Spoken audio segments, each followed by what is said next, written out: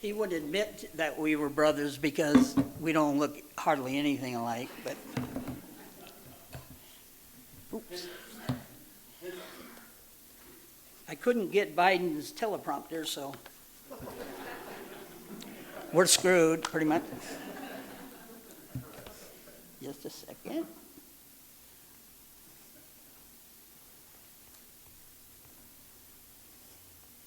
Okay, I'm Dennis, and I'm a sunbeam for Jesus.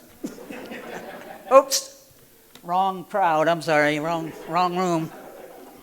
I am a sunbeam for Jesus, but that's another story, another time. I'm an alcoholic. My name is Dennis. This is really risky for an alcoholic to do. Any alcoholic, I think. This could be, is this going to be just one big ego trip, or is this going to be me trying to share myself in love and service? I mean, is this going to be altruistic or phone sex? I picked that because that's about the most selfish thing I can think of, phone sex. And there was a Donahue show some years back. Donahue was the talk show before Oprah, and he had all the people that answer those phones. And one of the guys that answers them said, when he was talking, he could sound like a girl. He could sound like a woman on the phone. And so when he needed to, he would do that. And one of the guys in the audience was irate. He was so pissed off. He says, "How dare you perpetrate such a fraud on an unsuspecting public?" And he didn't have anything to say about the fraud of having sex with a phone, but puts things into perspective. Like I said, I'm alcoholic. Are there any other alcoholics? Okay, winos, winettes, weirdos, junkies, dope fiends, drug addicts, tweakers, peekers, or seekers, recreational crack smokers, with or without a solemn oath. Honey, I'm only going to smoke this on the weekend. Yeah. Any problem gamblers, overeaters, overachievers, overworked, underpaid, oversexed?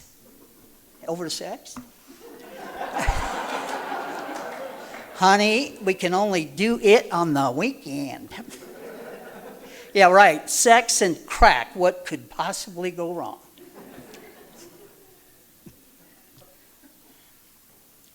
And are there any new people or normal people? If you're new and normal, we just call you Al-Anon.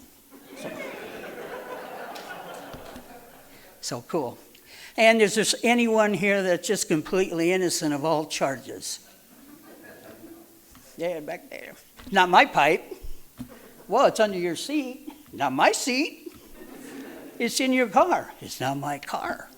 And we could increase the list ad infinitum. Because when the heat's on, the only chance I got is to lie like a rug. Thank God that's not the case anymore. But occasionally we get, there we go. Occasionally we get people here that they just don't know, am I alcoholic or not? Genuinely have that question. And I think I could help you with that, If you can projectile vomit across 4 lanes of traffic on demand, well, you just might be an alcoholic. Have you ever passed out before midnight on New Year's Eve and then stayed up for the next 3 midnights tweaking your face off? Yeah. Well, you just might be alcoholic. Have you ever pushed on a door that's got pull written all over it? And you're going to keep pushing because you know you're right and the door is wrong. Contempt prior to investigation. It's a principle that will keep us in ignorance, the book says. And if you consider NyQuil to be an after-dinner drink, it has its own shot glass, that little plastic cap. That's what it's for.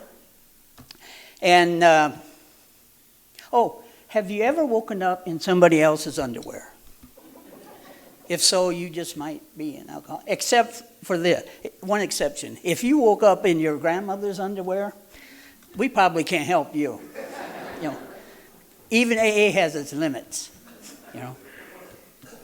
And if you've been able to laugh or giggle or smile at any of this nonsense, let me welcome you to the wonderful world of recovery. AA is the biggest treasure hunt of all times. If you like hidden treasure, you're going to love this. You're going to love this place.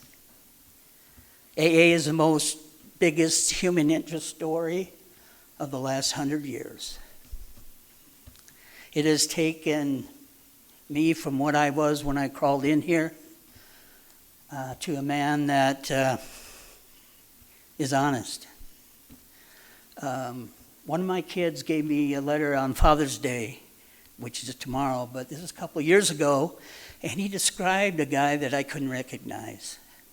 He talked about someone who loved unconditionally, would be of service, didn't judge people, and he was talking about me, and I didn't recognize that person. Because it's sort of like this.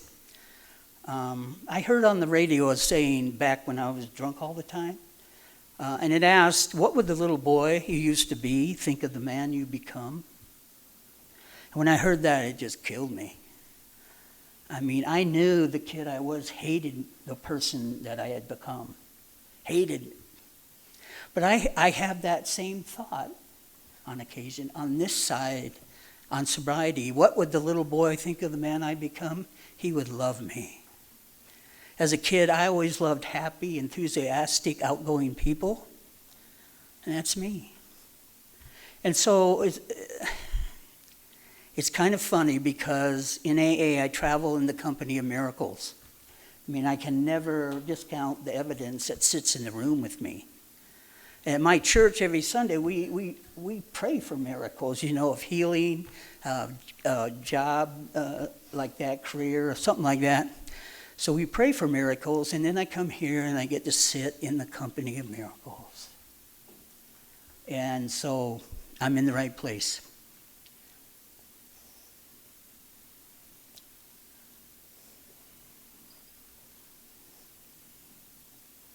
And being an alcoholic isn't easy. It's hard. It's deadly. Just the hard questions you have to answer, like the tough questions, like where's the car? Where's the baby that was in the car? Where's all the money? What do you mean you lost your job? And who the hell is Sarah? I don't miss not having. And you got to be quick on your feet. You got to be quick. Shoot from the hip.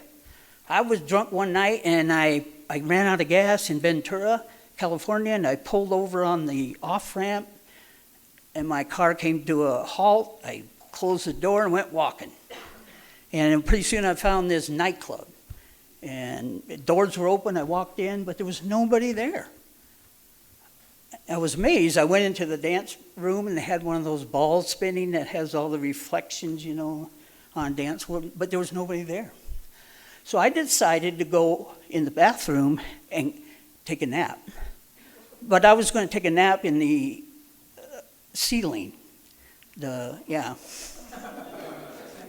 at the time, seemed like a pretty good idea, and that's what I did. And it was one of those, what do you call them, ceilings, that suspended ceilings? There's really no joist or anything supporting them. And I had misstepped, and I fell right through that ceiling onto the counter of the sink, and off the sink and on my ass, and a lot of noise. And dust all over the place, insulation, everything. And I'm standing there going, wow, hope this is a dream. It's not. But that place was not empty.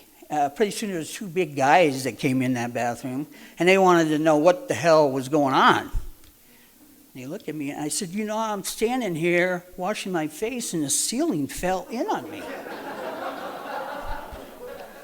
They could have killed me. But they got I think just to not have it be a libel thing. They did ask me what was I doing in the woman's bathroom.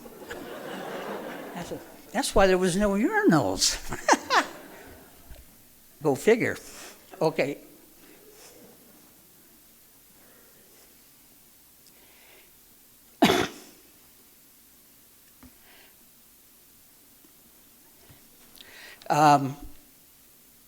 To be an alcoholic, you have to be pretty lucky, too. And I remember one time I was drinking a little bit with my friends. And we were going to this party. And I said, I'm going to kiss the first girl I see. I always wanted to do that. It's so romantic to me. And actually, I did that. And her name was Carmen. And for the next 8 years, we were inseparable.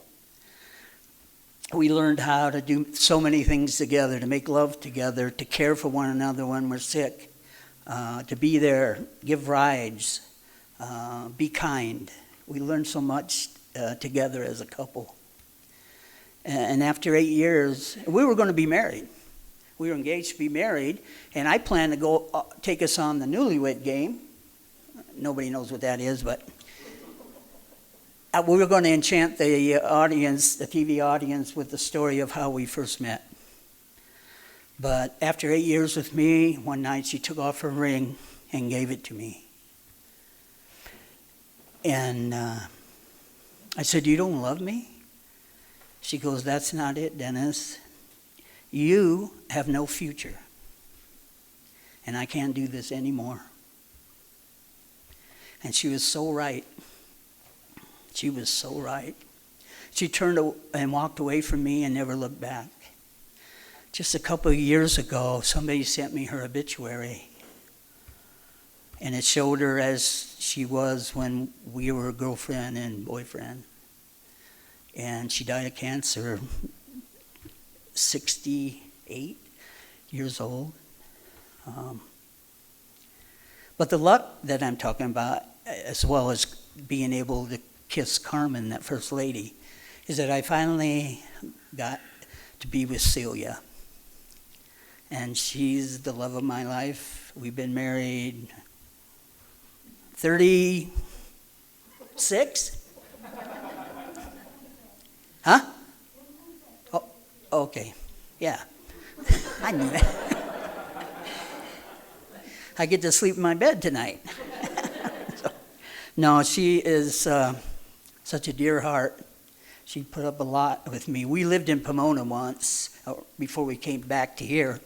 We had a little boy named CJ. He wasn't a year old. And we lived in this studio apartment. It was just like a hotel room, and that had a kitchenette. And it was all in one room. And Celia worked for the post office, a letter carrier, for 35 years, almost 35 years. And so it was a Saturday, and she had gone to work. I had just passed out not too long, and I was awoken by this loud knocking on my front door, of the door. I thought they was going to break it down. So I got up, I went to the door, opened it, and here was this policeman that completely filled the doorway. Oh my God, I didn't know what I'd done, so it could have been anything. Did I rape a nunnery, or what did I do? I got to go back to that. It's not my pipe thing. I did not have sex with that woman. Anyway, no, he said, we're here on a worried phone call from your wife. She wants us to come in and check on the baby. I went, what? And I said, okay. And they walked in. They see CJ was in his little thing, asleep, very peaceful. And the guy says, it seems okay, but I can smell, you've been drinking. And I tell you what, you're on our list now. And there better not have anything happen to this kid. And there better not have anything to do or wrong happen to your wife. You got it? And you got it? Bye. And I sat on the end of the bed and I put my head in my hands and just almost wept. Because how could she think that I would do anything to endanger CJ? How could she do? That was my first reaction, was anger. And then the more I thought about it, I realized that I love her more for the courage she showed that day. It must have been hard to dial that phone number and talk to the police, because women are beat and killed every day for doing something like that. And so it took a lot of courage to do that. She cared for our son so much. I mean, what if I had fallen asleep with a cigarette in my hand? I could have burned the place down.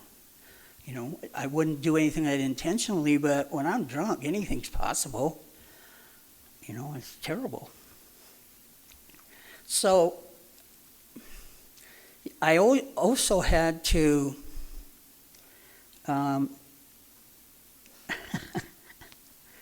do the difficult, I think. Oh, no, embarrassment. If you're going to be an alcoholic, there's a lot of embarrassment in being an alcoholic. And one of the things with me is that a long time ago, a fad swept this country. It was called streaking. Somebody streaked through the Academy Awards that year. There was naked people running around at the World Series. It was just, streaking was taking off your clothes and running all over the place. Everybody. I was in college at the time, Southern Illinois University at the time, and me and my friends were drinking a little bit again, different friends, same, and we decided we're going to streak a dormitory, you know. And so we got all naked, and as we rushed into the door to this place, my friends pushed me in and left. And I'm standing there naked in front of a bunch of teaks. And for you people that don't know, teaks are guys. And if you're going to do this, make sure you get the difference between sorority and fraternity. You know? And you wouldn't have to experience that level of embarrassment. And then they did the cruelest thing they could do to a guy. In those conditions, they laughed. They laughed at me. And I was so embarrassed. Couldn't even, anyway, we have to get through that. Also, we have to accomplish the difficult. I went to the 100th running of the Kentucky Derby. Again, I was going to school down there, and it wasn't very far from where I was going to school. And sometimes when I get drunk, and everybody gets drunk, 2 a.m, somebody says, "Hey, you want to go to let's go to the Kentucky Derby." We got there at dawn, waiting in a long line to get in there. They were serving mint juleps up and down the line. A mint julep is a big tumbler of Kentucky whiskey, and they throw a mint leaf in there so they can call it a mint julep. But I was already drunk when I started, and we got in there, and we were there the whole day, and I didn't see a horse the whole day. You know? That's not easy to do. You know, I pulled it off. Yeah. That's like going to a NASCAR race and not seeing a car. You know, that's difficult. That's difficult. And so, as far as tough questions, for me, it got to the last one that I'd like to share, and it was the question that, hey, my God, Dennis, this is our baby's funeral, and you're drunk on your ass. How do you live with yourself? And I couldn't answer that. I carried my little baby's coffin little baby, to his grave, wobbling. And the funeral director said, "Mr. McKinney, let me get somebody to do that. You don't have to do it." And I said, "I'll do it." And just when the attention should have been on my little baby's funeral, it had to be on a focus on his drunken dad. And thank goodness I didn't drop that thing and have it break open, and the horrible thing that would be. And then I have a mom, like Patrick said. And I remember when I was again in a psychiatric ward, I woke up and I was tied to a bed, and my mom was sitting there visiting me. She always came to visit me. And she said, "You almost made it this time, Dennis. You almost made it this time." And I told her I wish I had. And then she told me, "Dennis, there's a loving, decent human being inside of you. A loving, decent human being. And I hope someday you will find that person. But I don't think you're going to find him in places like this." And I said, "Well, where then, Mom? This is where I always seem to end up." She said, "I don't know, but I hope someday you find that person." Now, my mom died and never saw me get sober. So I say this as much to her as with you, that I found that person. I found that decent, loving human being in a place called Alcoholics Anonymous. The most incredible place I ever knew, or I've ever known.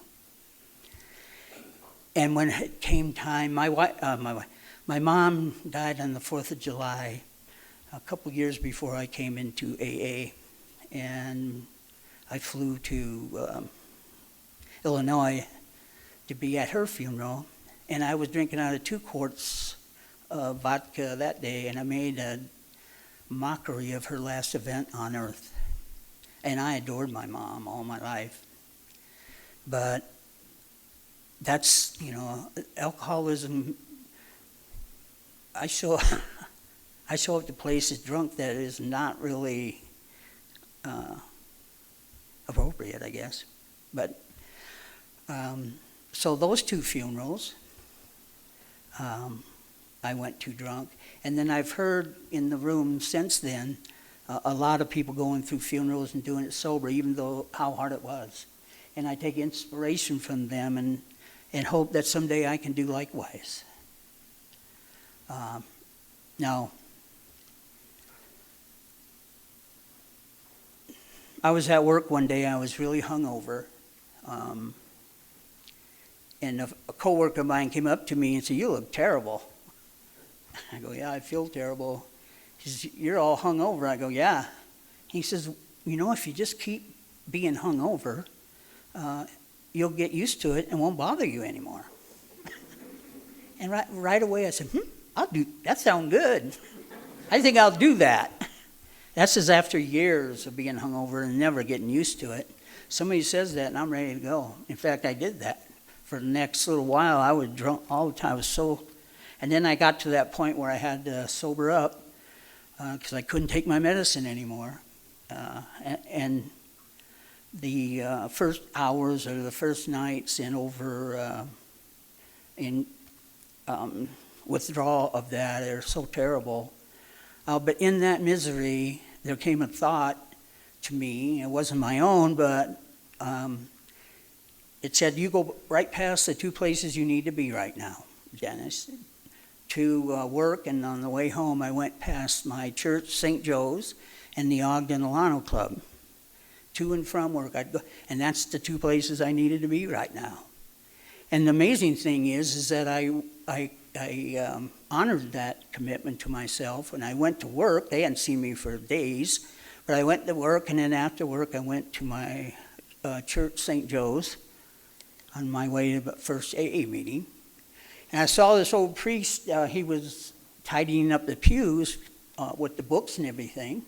And I went right up to him and I said, "I'm an alcoholic. I've committed every sin ever invented, but I need help. And if there is no help, I'm dead."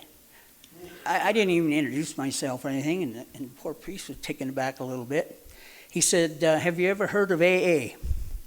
And I said, yeah, I'm going there next. He said, good. Why don't you go and do what you're supposed to do and let God do what he's supposed to do? And for some reason, that just floored me. It still does. Because in that short little sentence, it summed up a lifetime of trying to fit into a person that wasn't me. I mean, my work was to do what I was supposed to do and let God do what he's supposed to do. And he said, did I know that God loves all his kids all the time and forever? I said, no, I didn't know that. And he said, I didn't think so. But God loves all his children all the time, forever. And I tell you, I went to that meeting, and with the first hour I was with you people, I knew there was a solution. Oops.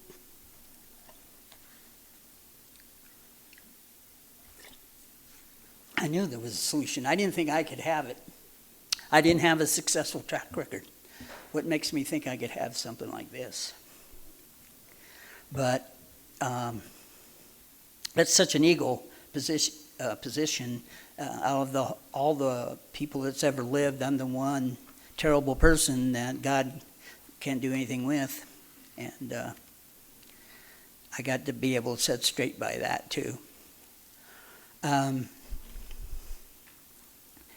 wanted to tell you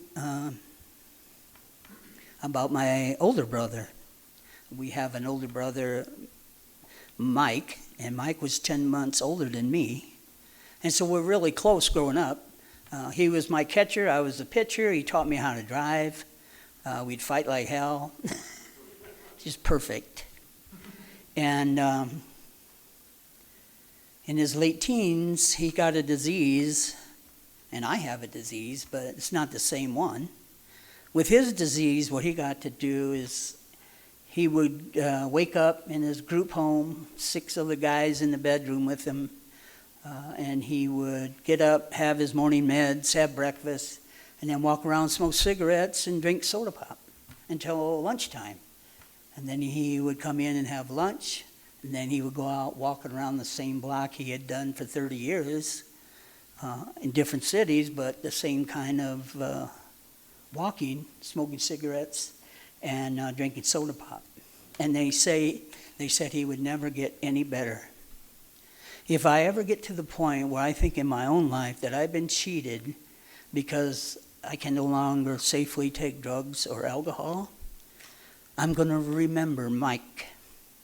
I'm going to remember someone that doesn't matter how many first drinks he doesn't take. There was not a solution for him.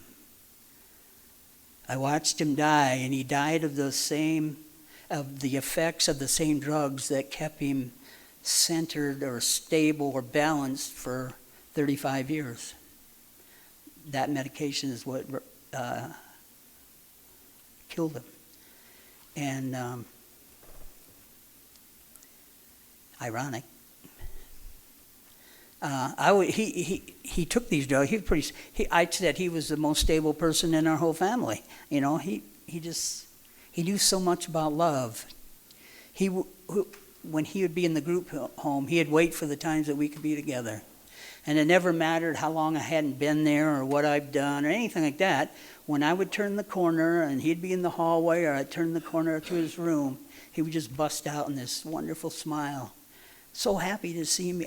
Danny McKinney. Yeah, I can still see it. And he knew so much about love. And there wasn't nothing I was going to be able to do about that. I mean, I didn't try, but if I'd accidentally stepped on his toes, it never got in his way. You know, I think people like him that have a mind that's broken and they struggle for just things that I do routinely, that I think God has a special place for people like that. And I think his place was to show the rest of us some level of love that maybe we've never seen.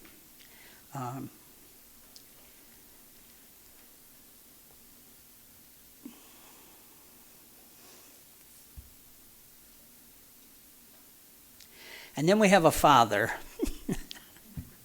to our dad. He was one of us.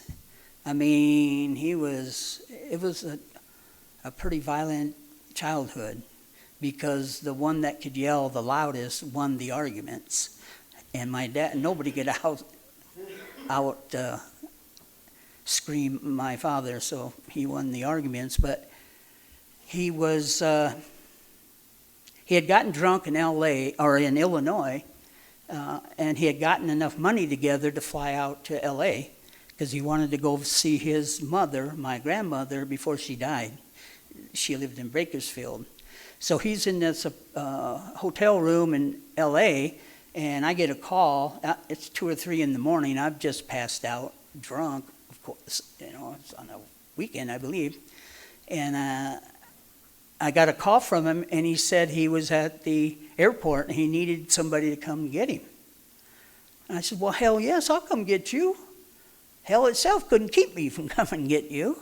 And he told me the hotel he was at, and so we jumped in the car and headed off to L.A. We got there. He didn't tell me the room number, so I had to go through the hotel sign-in sheet and find his signature so I could find out what room he was in. And knocked on his door. He opened the door, and my heart just broke. My dad was always a big guy in my life. He's 6 foot, 250 pounds. But in front of me was this shriveled, old man. Nothing like I had known all my life. And he had a bloody nose, because a lot of times when we're so hungover, we'll get bloody noses, at least I do. And the hotel towel was all blood-soaked, and not soaked, but he was a mess. But when in that moment, what was happening was the love of one drunk for another. I mean, I love my dad because he's my dad, but in that moment I loved him because he was just like me, or I was just like him. And we got him to his mother's house, and he went back to Illinois. And it wasn't a couple years later, I got a phone call on a Monday morning that he had died. He had come out of a bar at 7 o'clock in the morning and died, dropped dead right there, 59 years old. And it was, my dad died, and my baby died, and my mom died. And so I had a good reason to drink for a while. But I remember when at that first meeting of AA, they talked about a big book, and I wanted a big book. And I knew that I had my dad's effects in my basement. And so I went home, I got down there and got his effects out. And this is, I found his big book, and he'd had it for years, and it looked brand new. And I thought, here was the answer. 164 pages of life-changing stuff that he had right there. And his book looked brand new. And I thought, if my kids ever find my AA book, I want it to be used. I've got several AA books, big books. I drop them in the bathtub sometimes when I'm reading like that. But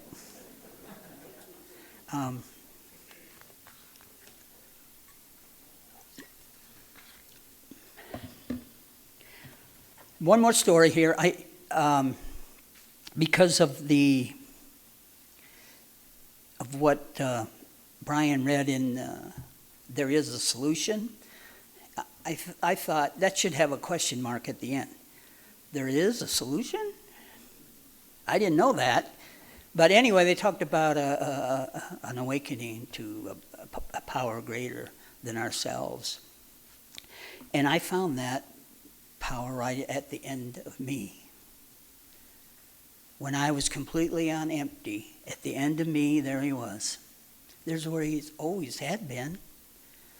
He'd been there the whole time. Of course, that's where he was.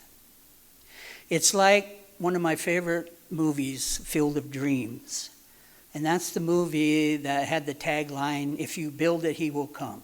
And they said that throughout the movie. And when everybody figured that it was about a guy who made a baseball field in an Iowa cornfield. And he did it so all these old timers could come, ghosts, come and play the game they love so much. And he had the lights up. It was a beautiful movie. It was a good movie until the end. And that's where it became a great movie. Because it surprised me. Because in the end, there's the scene, and the movie's just winding down, and the catcher's over there taking off his gear, his face mask and all that. And Kevin Costner, his character, looks at that guy and realizes that it's his dad, in a younger self, but it is his dad. And he was the reason to build it. He was the one that was going to come. And he was going to come there just to have a catch with his son. He'd been there the whole movie. Nobody recognized him until he revealed himself to all of us. He took all the disguise, all the stuff off. And I realized, and he realized that it was his dad. And I think God gives me the best day I can have. I mean, he wants me to grow up and not just grow old, but he does give me the best day I can have. And I take him everywhere. I let him go in first most of the time. But, you know, these speaker meetings, they have a tradition. You get somebody up here and talks for a while, and then we have a polite applause, and then we go have more coffee or whatever. And I think that's good. I think that's right. But before that happens, I want you to know that it is me who applauds you. Because it is you that has been there every time for me. You've been on the other end of every phone call. I applaud you. And I love you. And I hope that's not a surprise. Thanks.